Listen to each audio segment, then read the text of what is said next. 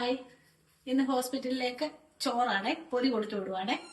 ഇന്ന് ഇതായോണ്ട് ബസ്സമരമായോണ്ട് കടകളൊന്നും ഇല്ലെന്ന് കേട്ടോ. അപ്പൊ അവര് പ്രത്യേകം വിളിച്ചു പറഞ്ഞു ഇന്ന് പൊതി ഉണ്ടെങ്കിൽ തന്നു വിടാമോ എന്നവര് വിളിച്ചു ചോദിച്ചു. അപ്പൊ നമ്മളെ കൊണ്ട് പറ്റുന്ന രീതിയിൽ ഇന്ന് പൊതി കൊടുക്കുവാണേ കേട്ടോ. ചോറ് ചമ്മന്തിയാണേ, ചേമ്പും താളും കൊച്ചുള്ളിയും കൂടെ തോരനാണേ. ചേമ്പിന്റെ താളും കൊച്ചുള്ളിയും കൂടെ, പിന്നെ വെണ്ടയ്ക്കാൻ മെഴുക്ക് വെക്കും.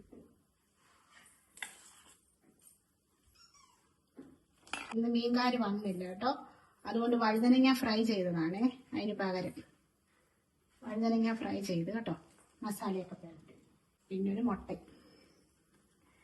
അങ്ങനെ നമ്മളെ പൊതിയെല്ലാം കെട്ടി എല്ലാം റെഡിയാക്കി വെച്ചു. എന്നിട്ട് അവർ പറഞ്ഞായിരുന്നേ ഇന്ന് അവർക്ക് വരാൻ പറ്റത്തില്ല, കൊണ്ട കൊടുക്കണമെന്ന് പറഞ്ഞായിരുന്നു പൊതി കേട്ടോ.